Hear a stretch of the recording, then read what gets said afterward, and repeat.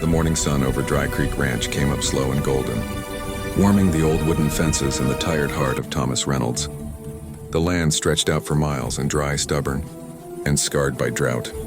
But it was his land, and that meant something. Inside the cabin, his wife Martha poured 2 tin cups of coffee, her hands worn but steady.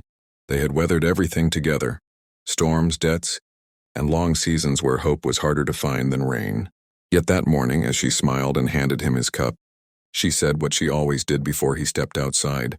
Land can go barren, Thomas, but a man's heart can't unless he lets it. He smiled faintly. He never let it. By noon, the air shimmered with heat. Thomas shaded his eyes and saw dust rising on the eastern ridge. Riders. He knew trouble when he saw it. 6 men on horseback, mean and careless, the kind who laughed at pain. They wore the brand of the Carson Company, men who'd been trying to force him off his land for years. Their leader, a man in a black coat with a silver revolver, reined in his horse at the gate. "You Reynolds?" Thomas nodded slowly. "This is my land. You're trespassing." The man grinned. "Not anymore. Carson bought the deed fair and square. Guess you didn't get the message." "I told them I ain't selling," Thomas said. The man's smile twisted. "Then you're just in the way." They came off their horses before Thomas could reach his rifle. 2 men grabbed him, slamming him to the ground. Martha screamed and ran forward, but the man in black shoved her down, laughing. "Watch, old woman," he said. "Watch what happens when someone forgets their place." Boots struck flesh. Rifle butts cracked bone. Thomas coughed blood, his hand reaching toward Martha as she crawled to him. "Don't!" "Let them take it," he whispered. When the dust settled, he lay still. The men rode off with his horses, setting fire to the barn as they left. The smoke rose into a sky too blue for such cruelty. Martha buried her husband beneath the cottonwood by the creek, the same tree they planted when they first claimed the land. She marked the grave with his hat on a wooden cross. The land was quiet, too quiet, and in that silence, something ancient and unbroken rose inside her. She remembered the mountains beyond the plains, Apache land. Years ago, when she was lost during a storm, an Apache band had found her, fed her, and nursed her back to health. They had called her White Dove. She had promised them her friendship. Now she whispered into the wind, "White Dove calls for help." That night she saddled her last horse and rode into the dark. The stars glimmered cold above her, each mile whispering her husband's last words, "Don't let them take it." 2 days later, she reached the Apache Canyon. Warriors rose from the shadows as she approached, their faces painted, their eyes hard. "I am White Dove," she said. "They killed my husband. They burned my home. I come not for pity, but for justice." The Apache chief Ironhawk stepped forward. His voice was deep, calm, and heavy with years. "The white man's law gives no justice. Why come to us?" "Because I know yours still does," she said. He studied her face, and a woman worn by grief but unbroken by it. Then he raised his hand, and from the canyon shadows came hundreds of riders, painted warriors with spears and rifles, the sound of their horses echoing through the red cliffs. "Then you will not ride alone," Ironhawk said. By dawn, 500 Apache riders stood ready beneath the rising sun.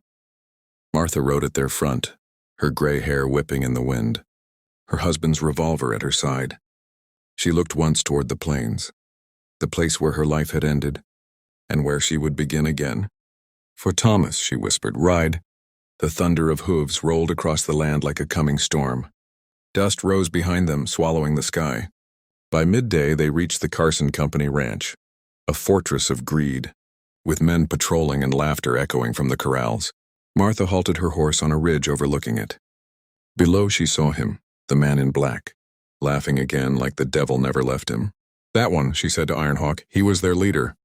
Ironhawk nodded. "Do you wish him dead?" "I wish him to understand," she said quietly, "what it means to lose everything." She rode down the hill alone. The guards noticed her and started to laugh. "Well, look who's back," the man in black shouted. "You come to beg for mercy?" Martha stopped a few yards away. "No, I came to return what you gave me."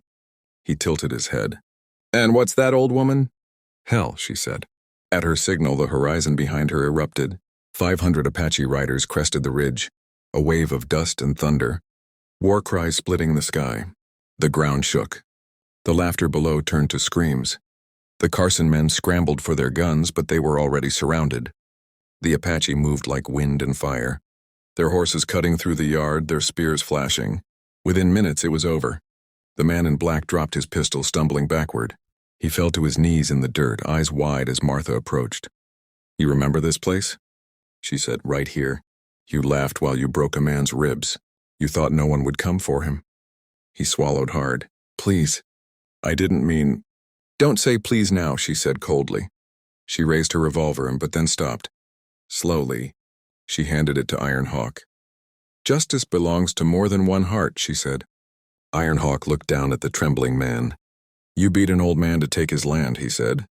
"Now the land will take you." And the land did. When silence finally fell, the ranch stood broken and empty, its flag torn down, its fences open. Martha dismounted, walking across the yard. The world felt still, as if even the wind waited to see what she would do next. Iron Hawk came to her side. "It is finished," he said. Martha looked toward the distant cottonwood tree, faint on the horizon. "No," she whispered. "It's just beginning." The Apache stayed for weeks. Together they rebuilt the barn, repaired the fences, and dug a new well. The laughter of children returned to Dry Creek, echoing across the plains where once only grief had lived. One morning, as they prepared to leave, Iron Hawk handed her a small carved token, a hawk's feather engraved in wood. "If you ever need us again, White Dove, show this." "The Apache remember their friends?" She held it close. "And I'll remember yours." When the last of the riders vanished into the horizon, the wind carried their chant across the plains, not a war cry now, but a song of peace. That evening, Martha stood by her husband's grave. The setting sun burned orange through the cottonwood branches, and the creek whispered softly nearby. "We did it, Thomas," she said quietly. "They'll never take it again." The land glowed gold, alive once more, and for the first time since that terrible day, Martha smiled. She turned toward her rebuilt home, a lone figure against the twilight, standing tall where once she had fallen. The wind brushed her hair, and somewhere in the distance, an eagle cried over the plains, the sound of freedom returning to Dry Creek Ranch. If this story moved you, if Martha's courage, justice, and strength touched your heart, and then don't just stop here. Subscribe to the channel for more powerful frontier stories, tales of love, revenge, and redemption written straight from the dust and the soul of the Wild West. Hit that bell icon so you never miss the next ride, the next fight for justice, and the next legend born under a western sun.